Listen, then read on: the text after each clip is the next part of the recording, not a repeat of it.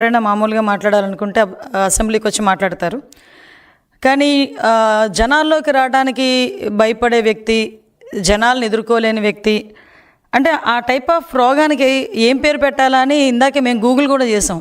కానీ గూగుల్ కూడా చెప్పలేకపోతుంది ఆ రోగం ఏంటో. అలాంటి రోగం కలిగిన వ్యక్తి జగన్మోహన్ రెడ్డి. నిజంగా నవ్వొచ్చింది. 3 గంటల ప్రెస్ మీట్లో చెప్పిన అబద్ధాన్నే మళ్ళీ మళ్ళీ చెప్పి వాళ్ళ బ్లూ మీడియాలోని, సాక్షి మీడియాలోని చూపిస్తారు కదా అని అదే అబద్ధాన్ని పదే పదే చెప్తే నిజమైపోతుంది అన్నట్టుగా మొత్తం ప్రెస్ మీట్ అంతా చూస్తే అందులో ఒక్క లైన్ కూడా నిజం లేకుండా మొత్తం 3 గంటల పాటు ఏకబిగిన అబద్ధాలు చెప్పగలగడంలో ఓ Guinness book of world record సాధించగలిగాడేమో నా ఉద్దేశంలో. సో తను యాక్చువల్గా మామూలుగా చూసుకుంటే అతను ఏమనొచ్చంటే ఒరిజినల్ హ్యాబిచువల్ క్రిమినల్స్ ఉన్న మెంటాలిటీ. పోలీస్ లాంగ్వేజ్లో ఈ హ్యాబిచువల్ క్రిమినల్స్, హ్యాబిచువల్ అఫెండర్స్ అని చెప్పి ఒకటి ఉంటుంది. యాక్చువల్గా అందులోనే మనం హ్యాబిచువల్స్ మామూలుగా మాట్లాడుకున్న ఇతగాడిని చూస్తే ఒరిజినల్ హ్యాబిచువల్ క్రిమినల్. ఎందుకంటే అతనికి బేసికల్గా క్రిమినల్ మెంటాలిటీతో ఉన్న ఈ వ్యక్తి ఎప్పుడు చూసినా క్రిమినల్గానే ఆలోచిస్తాడు, అబద్ధాలే మాట్లాడతాడు. ఆఖరికి అబద్ధాన్ని కప్పిపుచ్చడానికి, అవతల వాళ్ళ మీద నెపాలు నెట్టడానికి కూడా ఎక్కడా కూడా ఎట్టి పరిస్థితుల్లోని వెనుకాడడు. అతను చేసిన తప్పిదాలని పక్క వాళ్ళ మీద నెట్టడానికి చూసే వ్యక్తుల్లో ఫస్ట్ వ్యక్తి జగన్మోహన్ రెడ్డి ఉంటాడు. మొన్న నేను ఒకటి చూసా. మొహానికి మసి అంటుకుంటేనట తుడాల్సింది అద్దాన్ని కాదట, మన మొహం మనం తుడుచుకోవాలి. దాని అర్థం ఏంటంటే మసిపోవాలంటే మన మొహం మనం తుడుచుకోవాలి. దాని అర్థం ఏంటంటే మనం తప్పులు చేసి పక్కోడి మీద నెడితే మన మీద ఉన్న మరకలు పోవు. ఆ తప్పులు మనం సరిదిద్దుకుంటాలనుకుంటే అప్పుడు పోతాయి. అలా ఉంది ఈరోజు జగన్మోహన్ రెడ్డి పరిస్థితి చూస్తే. అంటే ఆఖరికి ఈరోజు చూసుకొని ఒక 35 సంవత్సరాలుగా వ్యాపార రంగంలో ఏకబిగిన అవార్డులు సాధించుకుంటూ ఎక్కడా కూడా ఎటువంటి మచ్చ లేకుండా వెళ్తున్న హెరిటేజ్ ఫుడ్స్ మీద కూడా అతని తాలూకా అక్కసును వెళ్ళగక్కడం చూస్తూ ఉంటే నిజంగా ఒక పక్క నుంచి నవ్వొచ్చింది, ఒక పక్క నుంచి బాధ అనిపించింది. ఎక్కడో అక్కడ హెరిటేజ్ని బయటకు తీసుకురావాలి అంటే ఎక్కడో ఒక డైవర్షన్ పాలిటిక్స్ చేయాలి. ఇప్పుడు మొత్తం ఆంధ్రప్రదేశ్లోనే కాదు భారతదేశంలో వెంకటేశ్వర స్వామి భక్తులందరూ కూడా ఈరోజు ఆ కల్తీ జరిగింది, ఆ మహాపాపం జరిగింది అని గురించి మాట్లాడుకుంటా ఉంటే దీని అంతటినీ సైడ్ చేసి ఎక్కడో ఇప్పుడు సంబంధించిన కొన్ని కంపెనీస్ని తీసుకొచ్చి అదేవిధంగా హెరిటేజ్ కంపెనీ మీద వీటి మీద ఏదో రకంగా బురద జల్లాలి అని చెప్పి ఒక రకంగా మాట్లాడే పరిస్థితి కనిపిస్తూ ఉంటే, ఇందాపూర్ డైరీ గురించి మాట్లాడే పరిస్థితి కనిపిస్తూ ఉంటే నిజంగా బాధ అనిపిస్తుంది. ఇందాక ప్రెస్ మీట్ పెడుతూ నా దగ్గర చాలా ఆధారాలు ఉన్నాయి, ఇన్ని పేపర్స్ తీసుకొచ్చాడబ్బా. అన్ని పేపర్స్ చూసుకుని నేను అనుకున్నాను, అబ్బా ఏం ఆధారాలు సేకరించేసాడో అని చెప్పి మేము కూడా అలాగ నేను ఒకసారి చూసిన వెంటనే నవ్వు వచ్చింది. యాక్చువల్గా ఇందులోని మనకి హెరిటేజ్కి సంబంధించి వెబ్సైట్ ఓపెన్ చేసుకున్నా కూడా లిస్ట్ ఆఫ్ కంపెనీస్ ఒక యూనిట్స్ సుమారుగా 20 ఉంటాయి. ఆ 20 లిస్ట్ ఆఫ్ యూనిట్స్లో కూడా 15 హెరిటేజ్కి సంబంధించి ఓన్ యూనిట్స్, అవి ఒక 5 కాంట్రాక్ట్ మ్యానుఫ్యాక్చరింగ్ యూనిట్స్. అయితే వీళ్ళు ఈ సాగ్రిగేట్ చేసుకునే కార్యక్రమంలో ఈ మ్యానుఫ్యాక్చరింగ్ యూనిట్ అని చెప్పి ఒక దగ్గర రాశారంట. ఇది ఒక్కటే కాదండి, ఇందాపూర్కి సంబంధించిన కంపెనీ గురించే రాయలేదు అది. ఇప్పుడు ఈ 5 కాంట్రాక్ట్ మ్యానుఫ్యాక్చరింగ్ యూనిట్లో one of the unit Indapur unit అది. అయితే దానికి కూడా ఈ 5టికి కూడా మ్యానుఫ్యాక్చరింగ్ యూనిట్ అనే రాశారు తప్పించి దానికి ఒకటి కూడా ఎక్కడా కూడా రాయలే. అది కూడా ఏంటంటే వాళ్ళ సిస్టంలో ఒక ప్రోగ్రామ్గా వాళ్ళు చేసుకున్నారు తప్పించి ఏదో మిమ్మల్ని మభ్యపెట్టడానికో జనాలను మభ్యపెట్టడానికో చేసిందైతే కాదు అని చెప్పి చాలా క్లియర్గా తెలుస్తుంది. ఎందుకంటే అక్కడ మ్యానుఫ్యాక్చరింగ్ యూనిట్ నుంచి మ్యానుఫ్యాక్చరింగ్ యూనిట్ అని రాసినంత మాత్రం ఏదైనా జరిగిపోద్దా? ఒకసారి ఆలోచించండి, లాజికల్గా ఆలోచించండి. నెక్స్ట్ ఇంకొకటి, అందులోని ఇంకొక పేపర్ తీసుకొచ్చి చూపించాడు. మరకంద్ శాస్త్రి ఆయన రిజిగ్నేషన్ ఎందుకు చేశాడు?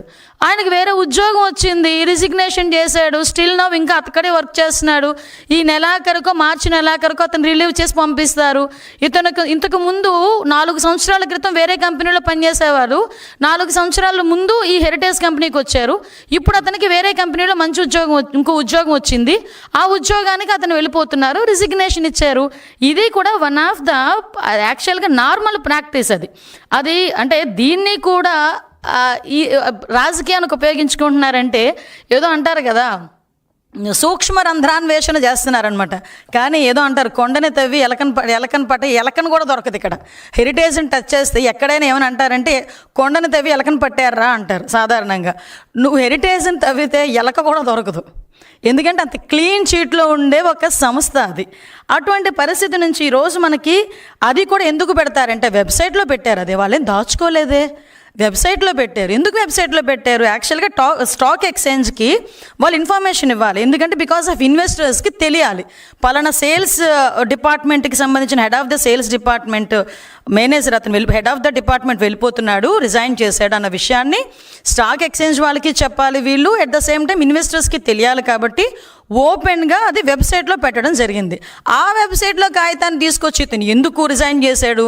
నీకు చెప్పిగా రిజైన్ చేయాలా, లేకపోతే నీకు చెప్తే కానీ రిజైన్ అక్కడ చేయనివ్వా? నాకు అర్థం కావట్లే. అంటే అలాంటి కాగితాలు తీసుకొచ్చి హెరిటేజ్లో ఏదో జరిగిపోతుందని చూపించడానికి చేసే ప్రయత్నం చూస్తూ ఉంటే నిజంగా జగన్మోహన్ రెడ్డిని చూస్తే భలే జాలనిపించింది అబ్బా నాకైతే. సేమ్ యాస్ట్రీస్ ఈరోజు హిందాపూర్ డైరీ గురించి మాట్లాడుతున్నారు.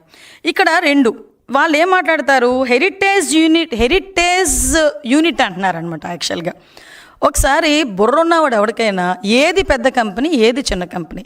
పెద్ద కంపెనీకి ఒక యూనిట్ కంపెనీ అవుతుంది చిన్న కంపెనీ, అంతేకాని చిన్న కంపెనీకి యూనిట్ కంపెనీ పెద్ద కంపెనీ అవ్వదు. ఇప్పుడు హెరిటేజ్ ఫర్ ఎగ్జాంపుల్ డైలీ 20 లక్షల లీటర్ల పాలు ప్రొక్యూర్ చేస్తే దానికి డబల్ మిల్క్ ప్రొక్యూర్ చేసేది హిందాపూర్. అంటే 40 లక్షలు డైలీ లీటర్లు ప్రొక్యూర్ చేసేది.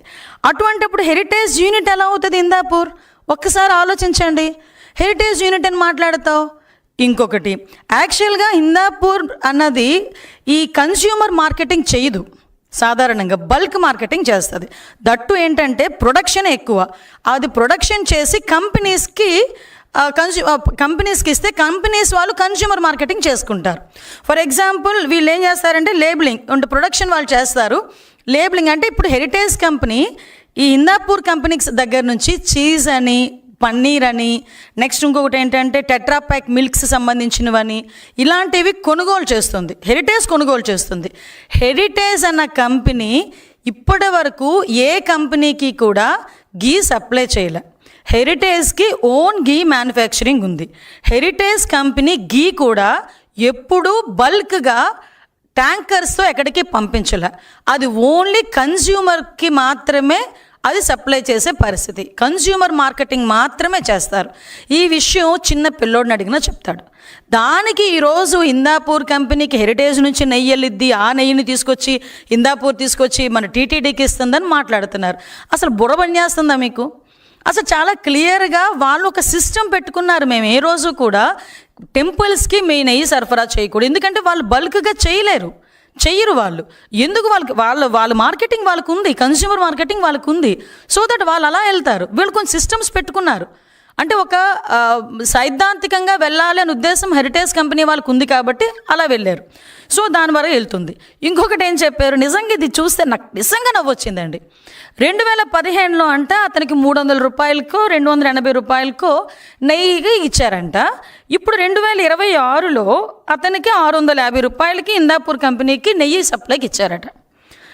ఆ అంత డబ్బులు ఎందుకు పెంచారు? 650 రూపాయలు ఎందుకు పెంచారు? 650 రూపాయలకి అంటే హెరిటేజ్ ఇందులో హస్తం ఉంది అని చెప్పి అక్కడ కూడా తీసుకొచ్చి హెరిటేజ్ని ఫిక్సప్ చేయడానికి అని చెప్పి ట్రై చేస్తున్నారు. అయ్యా జగన్మోహన్ రెడ్డి గారు, ఒకసారి భారతిరెడ్డి గారిని మీరు సాక్షి పేపర్ పెట్టేటప్పుడు ఎన్ని రూపాయలండి ఒకసారి అడగండి. నాకు తెలిసి 2 రూపాయలు అనుకుంటా అప్పుడు. ఇప్పుడు ఎంతో అడగండి ఒకసారి. అదే 2 రూపాయలకు అమ్ముతున్నారా, లేకపోతే 6.5 రూపాయలకు అమ్ముతున్నారా సాక్షి పేపర్ని?